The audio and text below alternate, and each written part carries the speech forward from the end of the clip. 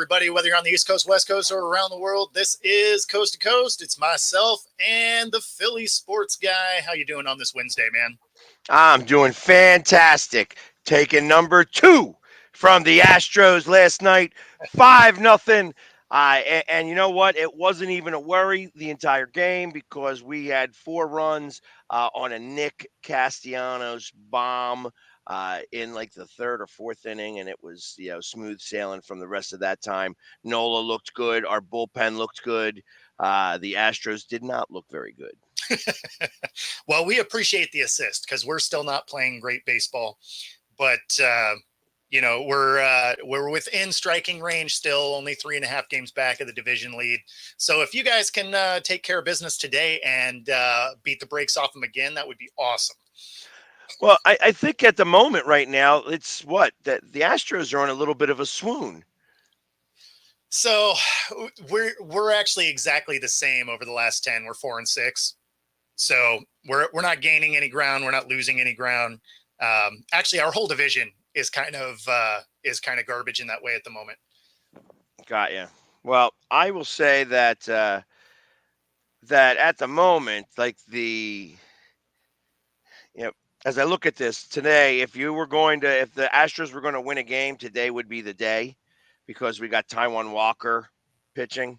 Oh, okay. And when you see a guy who's on a team that's winning and is in the top 3 of Major League Baseball, and then you have a guy who's going on the mound who's 3-5 with a 6.26 ERA.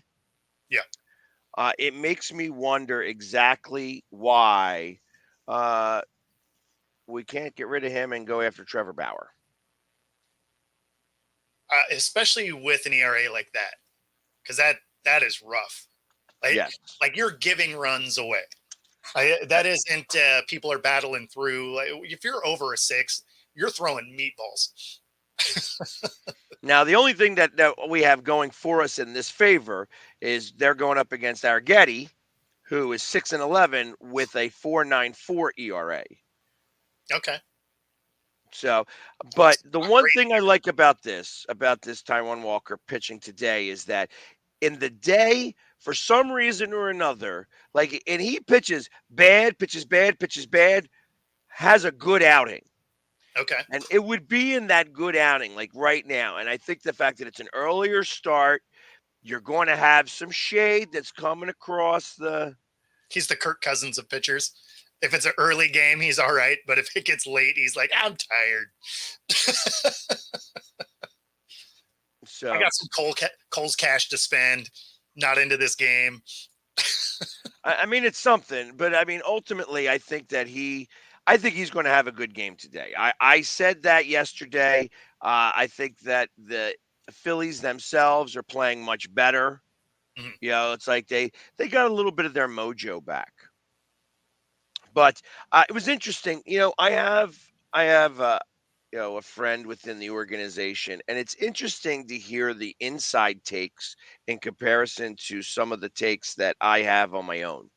You wonder why certain people are having difficult times in comparison to other times. You know what I mean? Like what's the cause of it? And ultimately, there are some things that are happening right now that still could be improved upon. Sure. And it was interesting to hear some of the way people actually think about it. It was just like, yeah, the reason why somebody's not doing so well, and I'm being very vague here because I don't want to spill beans and let people think about. But the reason why somebody may not be doing so great is because they have their family in town, and it puts an added pressure on them. Sure.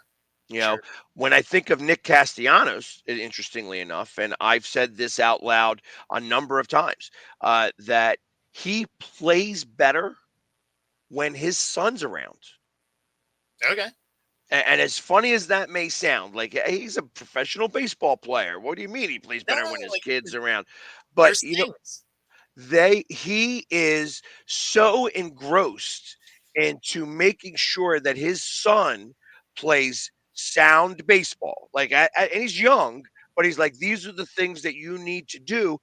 Sure. It gets him back in tune with the basics. Yeah. So, Good fundamentals. Show I, off good fundamentals in front of your kid. Like that makes a ton of sense. and when he is not there, I think that he misses him.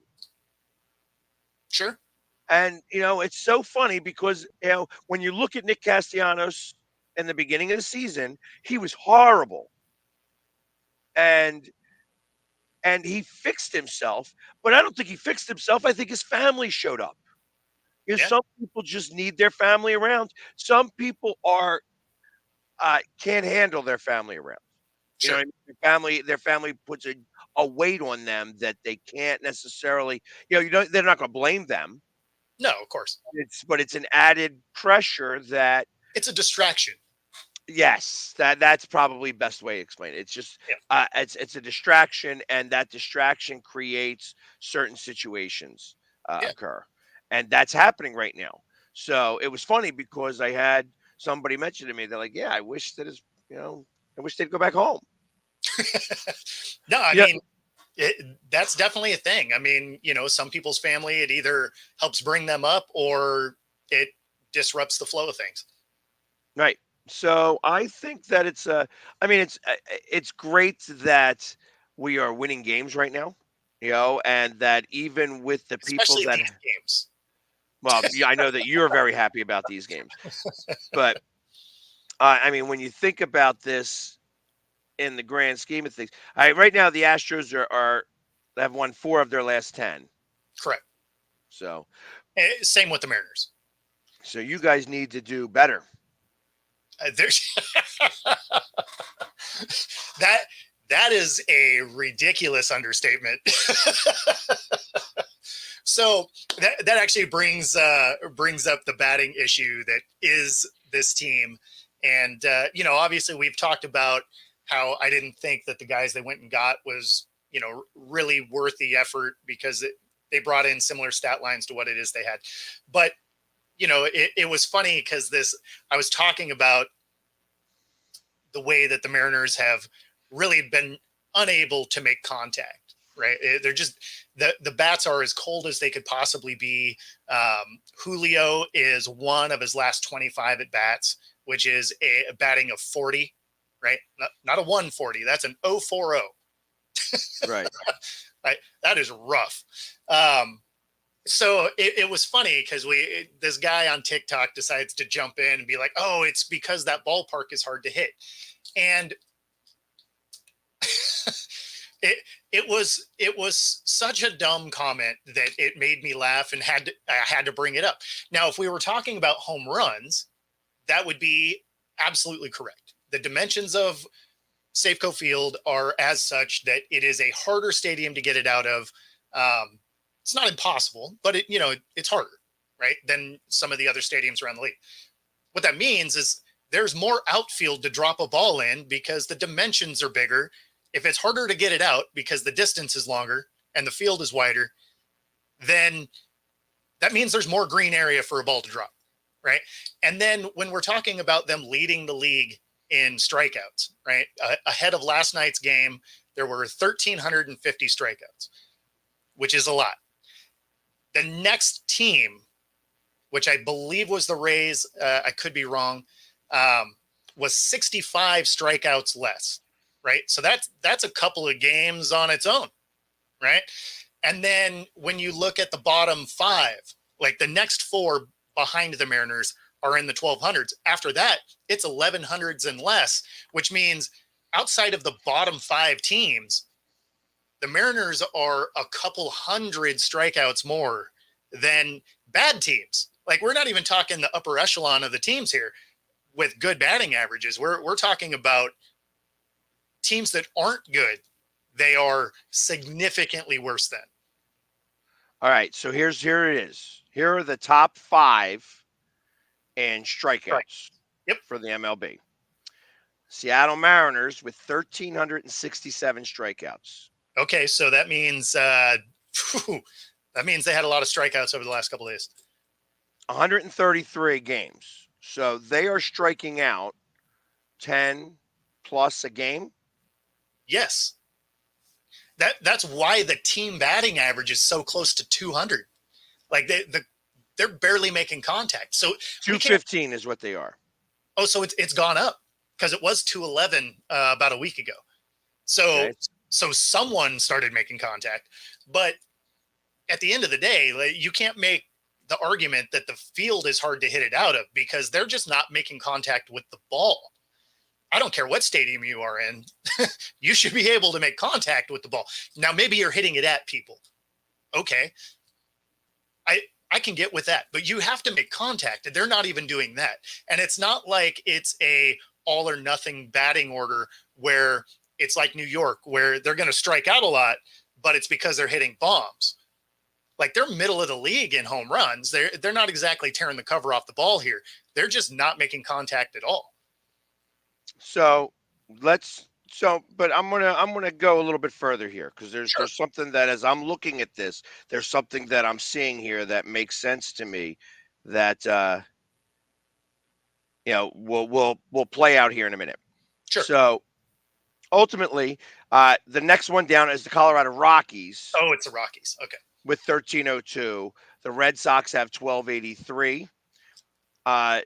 The Pirates have 1229. At that point now, it's 170 strikeouts different. Exactly. And the Rays are at 1215. So it's there. You're going there. However, when you look on it on the other side of things, the leader in walks is the Yankees. Okay. 550. Sure. Brewers are 488. Dodgers are 487. The Mariners, fourth in the league in walks at 458. Sure. That's actually telling. That's a telling thing right there. That they are honestly not swinging the bat at all. Exactly. That's what I'm saying. Like, it's not great. Now, I mean, honestly, that's how a lot of their points are being scored, is because they end up with someone on the bag, right? And then someone makes contact. Like, it's not like it's small ball getting them there. Like, a lot of it, there's been a lot of walks. Okay, so your batting average is 215. Yep. Which is the worst in the league. Yep. Your on base percentage isn't terrible. Or at least it wasn't. No, it's still in the bottom 5. Yes. But when you figure how many more strikeouts and everything, like, it's not as bad as you would think it would be. Yeah, your slugging percentage is, just worse than the White Sox. Yeah, it's god awful. Yeah. What does OPS stand for? I don't remember. That makes two of us. There's a lot of acronyms that I forget over time. Yeah, like I think of OBP, but I don't know what OPS stands for. Let me see if it tells me. Oh, it's on base plus slugging. Why? Who cares? Because everything is a stat for baseball. Well, anyways, you guys are second to worst on that too. So, your stolen bases, you're in the top 10. Interestingly enough. Yep. Yeah, they'll get it. They'll get a walk and then they'll steal second.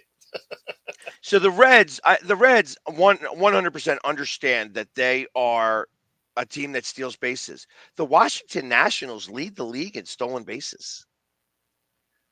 The Nationals do? 182 stolen bases and have been caught 62 times. So they're running all the time. Yeah. Out of 244 attempts, they've made it 182 times. I mean, that is that's 2 a game almost. No, it's about 1.5 a game. It's 133 games that they've played, and they're at 182. No. I mean of attempts. Absolutely. 244 is a little under. So it's Yeah, like exactly. 1.8 attempts. That's crazy. I mean, you basically when you're playing them, at some point during that game, they're trying it at least twice. Right. They've been caught stealing the most. Uh, Sure. Interestingly enough, if we're going back to the stolen bases, the Reds, in retrospect, have only been caught 37 times. They're down by 4 out of 178 stolen bases, but So, that makes sense because they have De La Cruz. oh, okay. You know, and it's funny that the Milwaukee Brewers is number 3. I don't think of them as a running team. I don't think of them as a team though. So, Well, and the Tampa Bay Rays being in the number 4 spot, which interests me is that the Rays and the Nationals are similar teams in terms of the way that they deal with their things. So I guess the youth is what makes them run. sure, they still got speed. Yeah, because the Phillies are number 5 in stolen bases Oh yeah. at 124 and have only been caught 24 times. Hmm. All right. So you pick The your spots. Mariners, the Mariners being number 10, also caught 24 times and have run 109. They do one stolen base a game or attempt per game. The Yeah, Mariners do. yeah, I could see that. And just I want to check one more thing to see.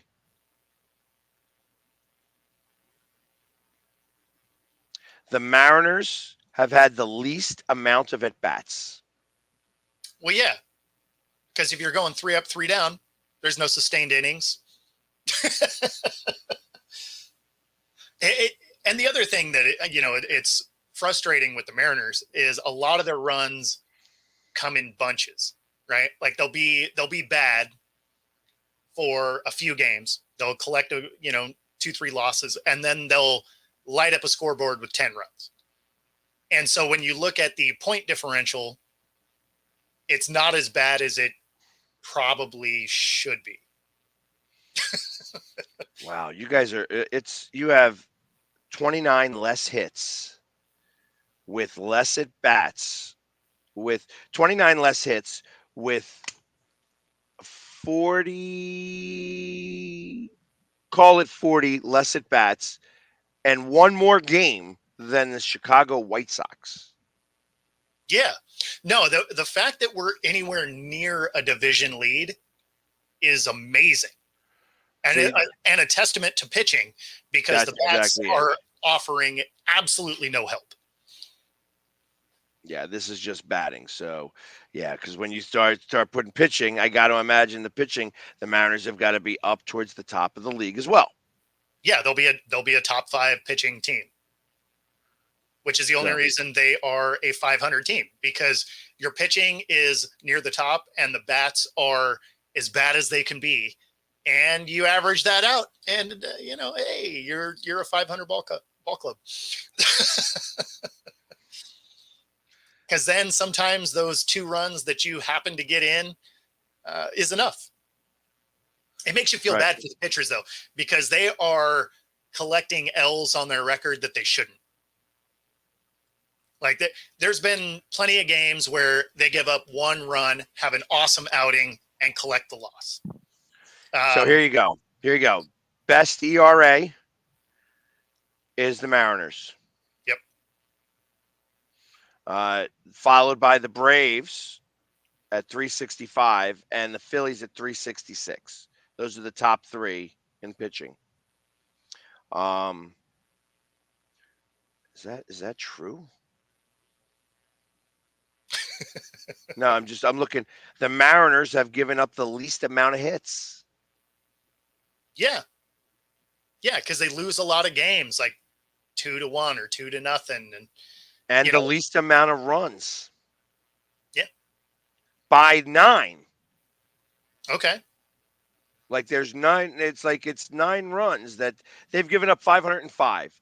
The next one is the Braves at 514, Brewers at 520, and the Phillies at 526. Interestingly enough, the Astros are at 530.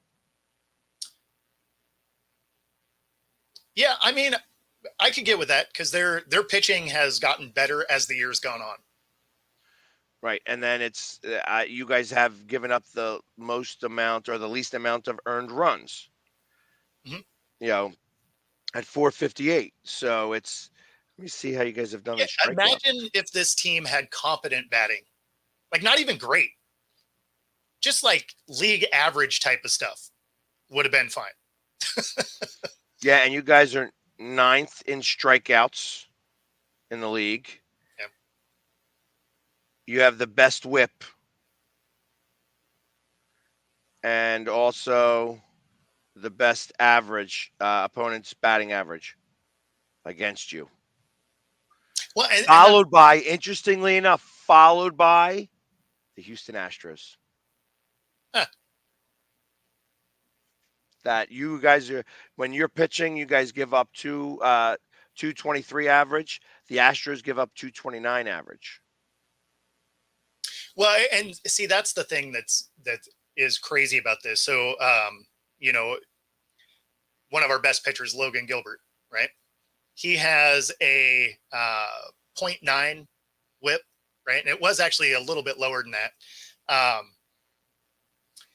So he is going to be I think it's the first pitcher since I want to say it was like 1910 to have a losing record with a point .9 or lower whip. That Hmm. that was a couple years ago. Like there's a lot of baseball played between then and now. That definitely lets you know that these bats are just offering no support in any way at all. Yeah, I mean, and I don't know how you fix it at this point in the year, right? It's just been a lot of bad baseball, you know, when you look at it. So I don't know if there's anything they'll be able to do to help correct this thing, to make any kind of run, any kind of push. Um, Obviously, the games that they have coming up against the Astros, at the end of the month, end of next month, will be huge. right, right. And what was I going to say? There was one other thing that I kind of saw that struck me. Oh, you guys have so we are tied. The Phillies, the Braves, and the Mariners are all tied with the most amount of shutouts wins. Hmm, that's impressive. Yeah, 13 shutouts. You have one more game than both of us, both the Phillies and the Braves. Yep. You guys have played 133. We've only played 132. Um, but Still. there's another thing that kind of a little scary here. So,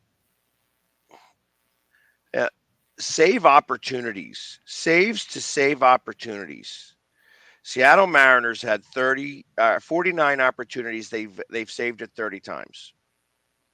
The Yep. Phillies have had 47 opportunities and saved 29 times. Okay. You know, the Dodgers had 68 save opportunities, have only saved it 42 times. That tells me, I mean, that tells me that there is opportunity late in games against some of these good teams. Yeah. I mean, it sounds like their relief pitching isn't great. But it makes me now wonder, like, and now I'm going to go down and I want to see who's the best, like, average overall. Like, who's got, you know, the best saves in comparison to 44-65. That's 21. Give you 21 blown saves. The Orioles at 40 and 59. That's 19 blown saves, but even still, that's pretty good.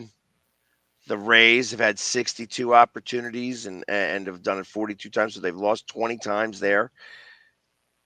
18 for the Brewers. 15 for the Guardians. That may be what's the winner here. They've The only blown most 15. they've only blown 15 saves. That's pretty good this late in the year. Yeah, they've had 58 save opportunities and have saved 43 of them. Yeah, that's impressive. Yeah, I thought maybe Oakland's might have been in here. No, because they've been finding ways to lose. Yeah, it's actually no. Actually, Oakland's got 14. Really? Yeah, 43 save opportunities and have saved it 29 times. That is I mean, that's It's not surprising. surprising. It's not surprising because of who they got closing games for them. Yeah, I mean, they do have a good closer, I guess. You know, you guys have 19 blown saves. We have 18 blown saves. And the Braves have 16 blown saves. So, but that tells me, I mean, there's like everybody is in double digits. I mean, when the Phillies won the World Series in 2008, Mhm. we had no blown saves. Really? Well, I mean, we had Brad Lidge went 48 for 48. Oh, sure. Okay. So, I mean, there may have been somebody who came in when Brad Lidge was unavailable and played that, but not that I know of. You know what I mean? And think about that. Think about just that specific stat in general, where where's Seattle at? Okay, you're right up here. So think about how much half of those. All right, so you have 19 blown saves, Sure. under half, 9 wins. If you had 10 blown saves, It changes our division completely. not We're only changes your we're up 6 division, games. it changes you guys to being one of the top teams in the league. Yeah. I mean, right now we're tied with the Dodgers for first place in the National League. Yep. We are half a game above the Yankees. I'm not sure where I don't know who's got is it? Yeah, the Orioles are a half a game down behind, or a full game down behind the Yankees. So, because the Yankees, the Dodgers, and the Phillies all have 78 wins. Yeah. And the Dodgers and the Phillies have 54 losses. The Yankees have 55 losses. Yep. And everybody else is, yeah, the closest team there is the Orioles, followed by the Diamondbacks and the Royals. Yeah. If the Mariners had 9 more wins, yeah, they'd be what, 2 games behind that. Yeah, the Royals are in. No, it can't be right. The Royals, the Guardians, and the Royals have the same record. Is that what They that do. is? Yeah, they do. Guardians been on a slide. They're 3-7 out of their last 10, and the Royals been coming on at 7-3. Well, and 2 of those losses were to the Phillies. I Yeah. mean, you think about that. The Dodgers went on a 10-2 run. The only 2 losses were to the Phillies. Hmm. The uh, Diamondbacks were on like a 10-1 run. The only loss being to the Phillies. So the Phillies are really good at getting in at least one out of these things a little bit, but interesting to see how these averages all play out. And then you have the White Sox that 10 Which are just about at the bottom of every category. uh, as they should be, Right. because that is a horrendously bad baseball team. 31 wins. That is crazy. It seems like you would accidentally win more games than that. So there's an adage that they say in baseball. I mean, that is every team's going to win 60, every team's going to lose 60. It's what you do with the other 42. Yeah. They are putting that to the test. They're not going to win 60. No, they may not win 50. I What's don't the think word? they do. I don't think they do win that. I mean, they're on a 2-8 run right now. Like they may struggle to hit 40. So in 1899, the Cleveland Spiders went 20 and 134. Okay. So that's by far. So they won't be the worst team to ever lace them up, but they will be a bottom 5. So Probably.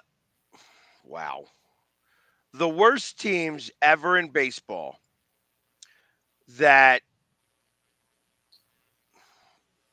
wow. Okay. So yeah, because it's showing the worst teams in baseball are all below 1900. Yes. So the worst team above 1900. So we're going to say within 124 years, Yep. 36 and 117. Which is They still were on the table for this team. right. So I mean, and that's what they played there 36 and 117. I guess they didn't play a game. So it's 143, Yeah, well, I mean, 153, 153 games in 1916. yeah. So I mean, maybe was the season shorter then? Like I'm not familiar with when Yeah, game. I'm surprised that they had the extra game. Like, why isn't it an even number of games? Why is it odd? But because the next one down below that is the 1935 Boston Braves. That was 38 and 115. So again, it must have been Just shorter season. 153 games. Yeah. Now, So then comparatively, you'll have to do win percentage, right? So that'll be even if they technically win more games because there's more games being played, they could have more wins, but a worse percentage. right, With 30. right. So it's 235. 235 is was the percentage at 36 and 117. It makes me think that That's they, actually exactly where they are. Is 235 right now. yeah, and that makes me think that they probably had a rain out that they did not make up because it didn't matter. Yeah. That's what that sounds like to me for those first couple of years. Because in 1962, the closest in this mix, I mean, minus the Detroit Tigers of 2003. But in 1962, the New York Mets went 40 and 120. Okay. And I mean, I think that's really, I mean, the Phillies are on this list a couple of times in 1942, in 1928, in 1939, in 1945, in 1938. So I they mean, were there's, really good back then. well, the Philadelphia Phillies are, in terms of, they are the longest continuous Yes. franchise. Yeah. I believe we have over 11,000 losses. Yeah. I mean, So we were numbers the like that first ever. We were the first ever team to have 11,000 losses sure. or 10,000 losses. I mean, that's a longevity thing. Right. Right.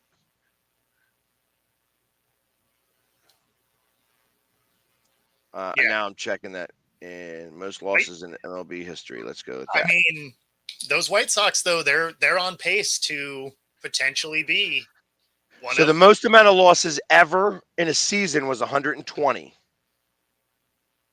okay. Who That was the Mets. that was the Mets. Uh, I mean, I don't think they get there.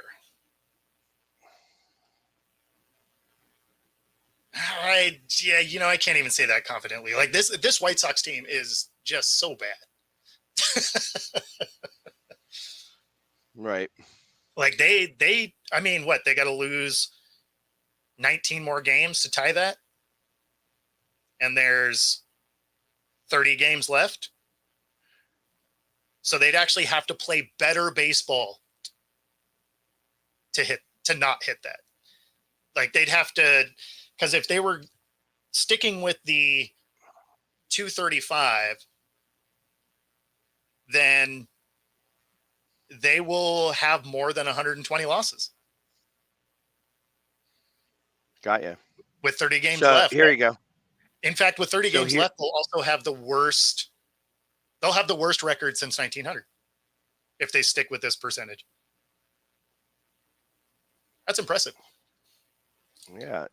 Interestingly enough, there are, so I found out, all right, here are the MLB franchises with the most losses ever. Okay, Top of that list is the Phillies sure. with 11,313 losses Okay, compared to 10,189 wins. So we have okay, a 474 winning percentage.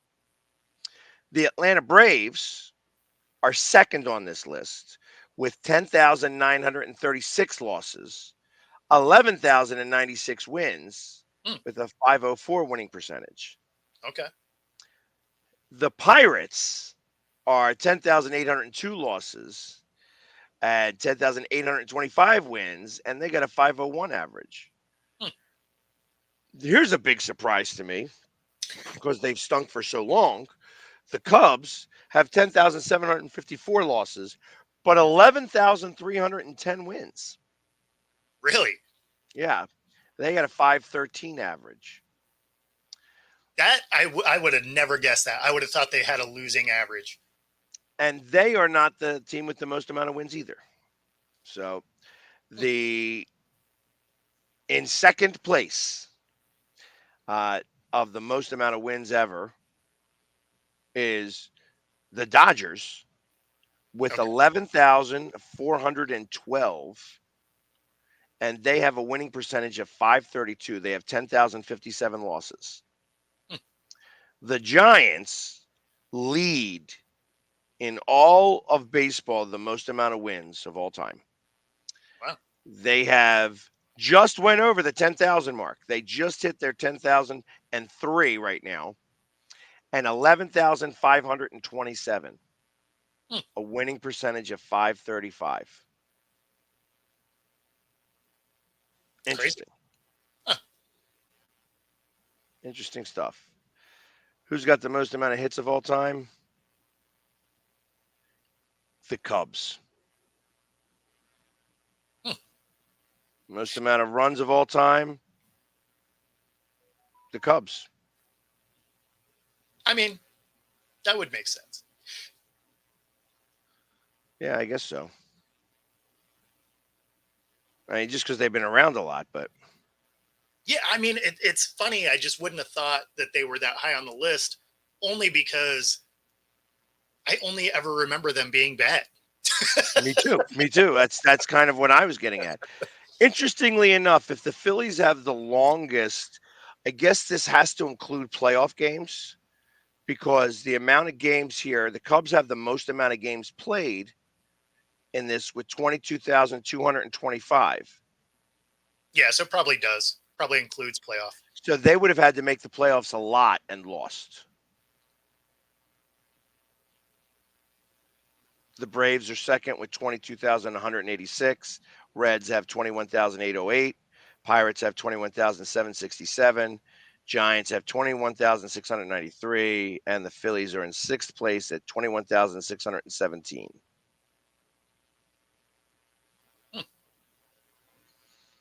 Crazy. Things that you can only find out here. Or with a Google search, you could probably find it that way, but it's not as fun. And the worst winning percentage of so the best winning percentage of all time is still the Yankees with 570, which makes sense. Yes. But they haven't been around as long as some of these other teams. They only have 8,134 losses and compared to 10,762 wins. So that's a big deal. The worst winning percentage of all time is not the Phillies, thank God, but your San Diego Padres, Yeah. where they have a record 466 winning percentage. They have not hit 5,000 on either the loss or the win column. They have 4,109 wins and compared to 4,706 losses. Yeah. Followed closely behind by the Phillies with 11,13, 10,189 wins and 11,313 losses. Yeah. Third is So the where do the Mariners fall in that? Now, obviously, the numbers are going to be considerably less, just because it's a younger. right. So the Mariners are actually the lowest team on the list in terms of games played on the list. They have 7,500 games played, 7,521. They have a winning percentage of 476, 3,581 wins, and compared to 3,938 losses. Hmm. Total number of at bats are 256,567.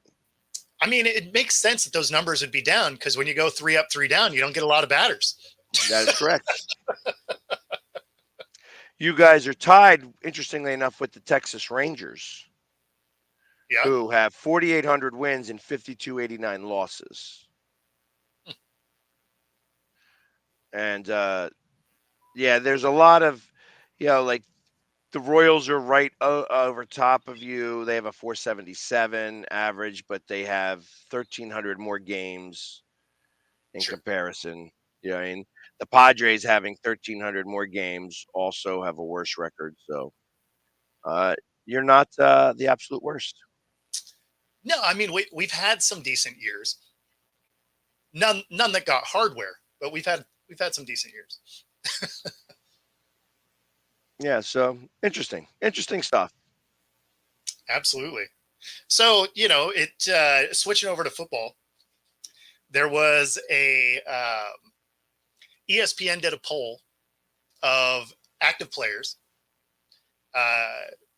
albeit a small sample size, of the most overrated quarterbacks, which is hilarious because in the same breath, they do the top 100, and a bunch of these quarterbacks are in the top 100. So Of course. I don't know how you can be overrated and one of the best in the league, but whatever. We'll play along.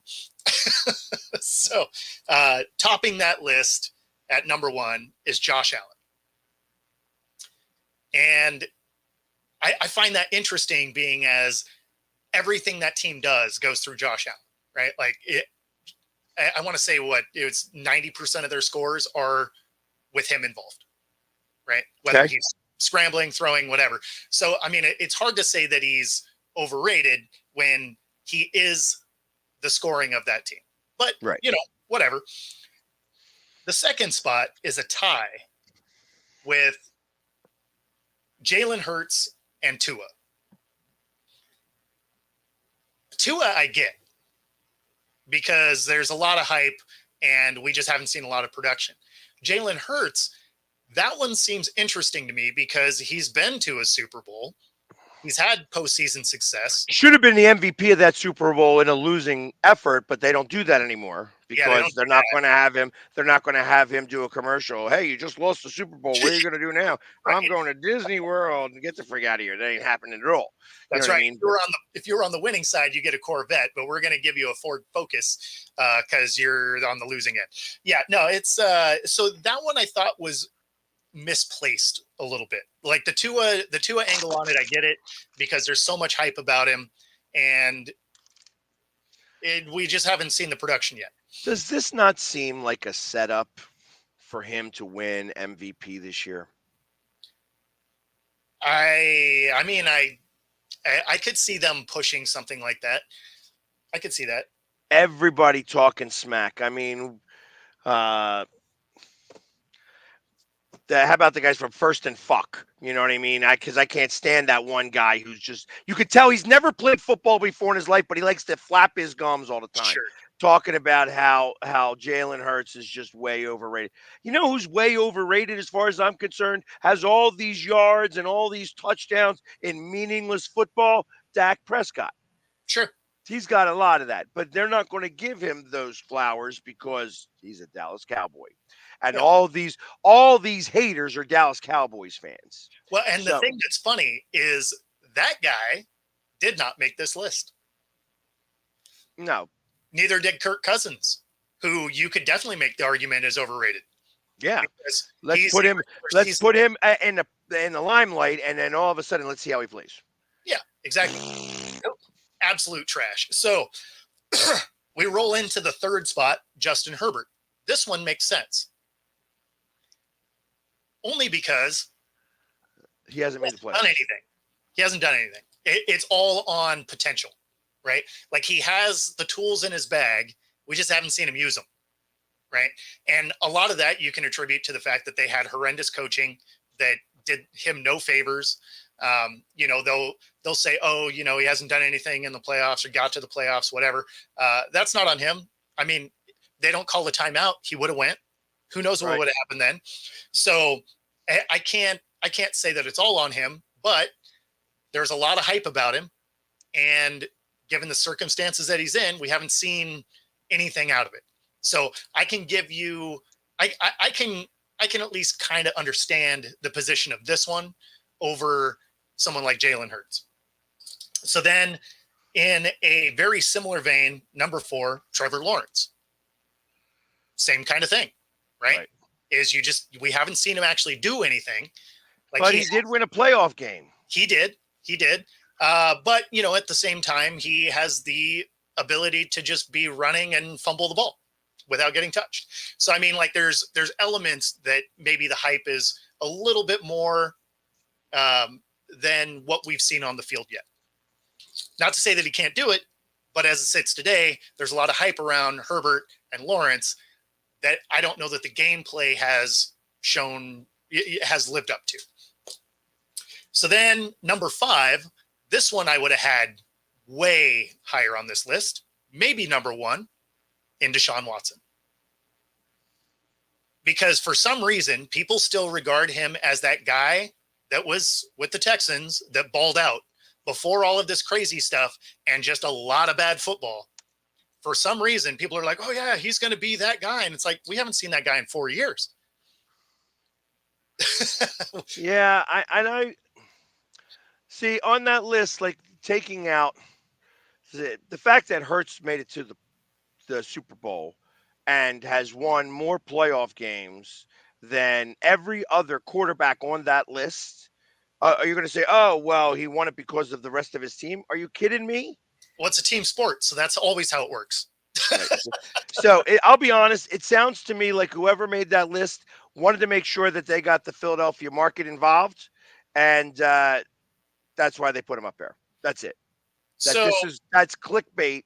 It's clickbait for.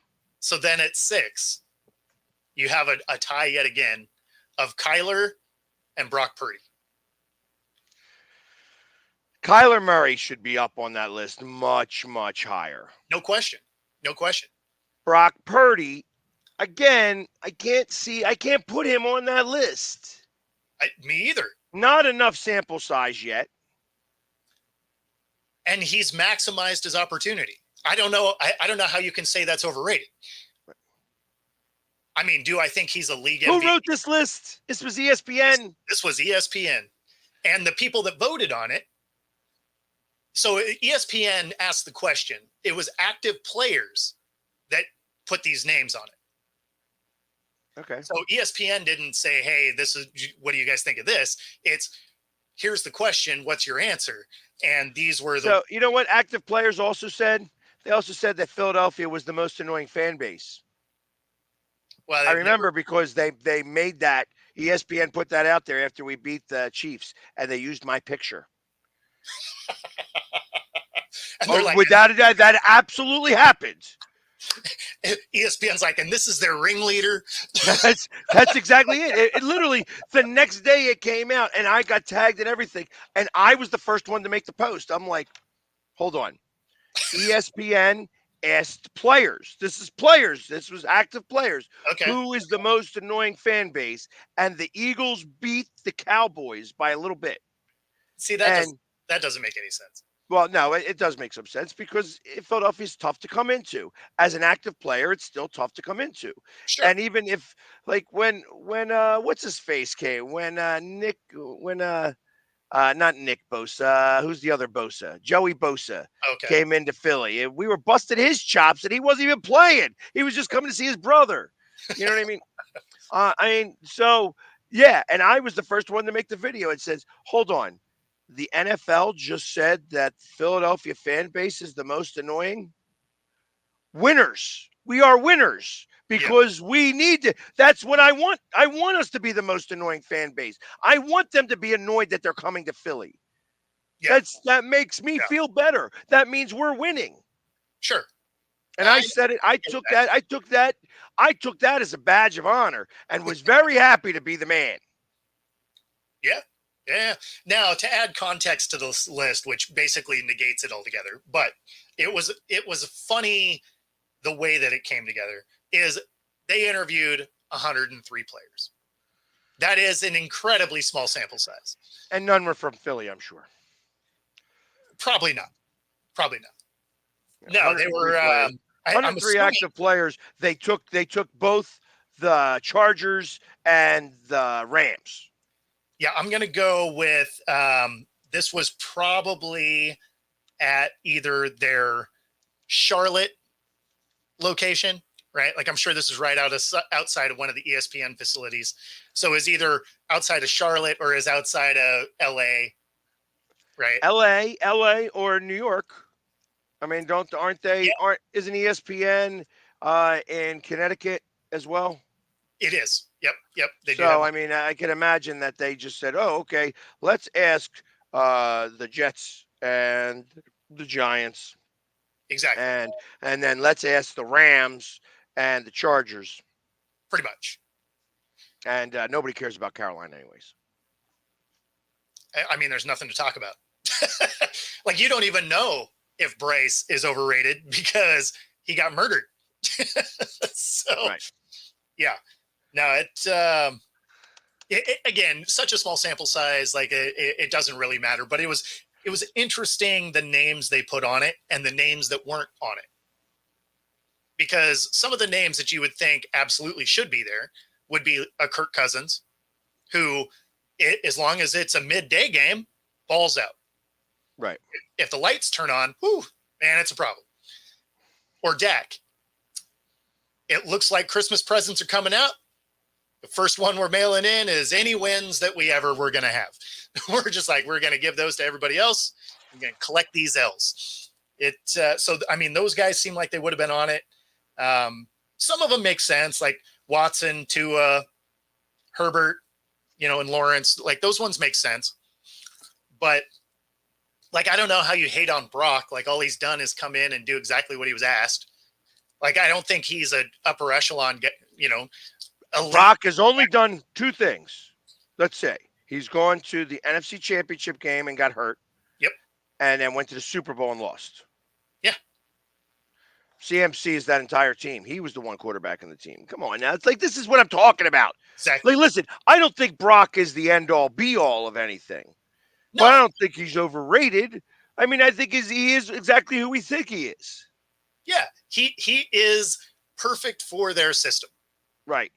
Right. Like he's not going to be able to do something that Josh Allen can do, which is will a team to win. Like if his pieces fall apart around him, Brock Purdy's not that dude. Right. Whereas Josh Allen, he can do that. Like he can put his team on his back and power them to a win, or do something dumb and create a loss. Right. That's why I always liken him to like the Brett Favre type of thing. But I mean, Brock Purdy's not that guy. It doesn't mean he's overhyped. It means he's that guy. Like, I don't know how you hate on that. Now, the guy that tied with him, Kyler Murray, he 100% is overrated. Because, I mean, that's one of those, oh, he's this spectacular athlete and all of this. It's like, well, that's great. But the work ethic wasn't there. Now, maybe it is now. I don't know, right? Haven't been in the building with him. But you don't put stuff in a contract that says you have to actually watch film unless there's a shortcoming there. So, I mean, having Kyler on the list made sense. But yeah, like Hurts on this list, Brock on this list, neither one of those made sense. Even Josh Allen didn't make a ton of sense, especially at number 1. Okay. That being said, that gets us to the end of the show. If you were watching here on YouTube, be sure to like and subscribe. Helps us bring our content to you. And of course, if you are watching on Roku, stay tuned for the next hour to watch the next stuff. Let's go. Take it easy, everybody. Have a good one.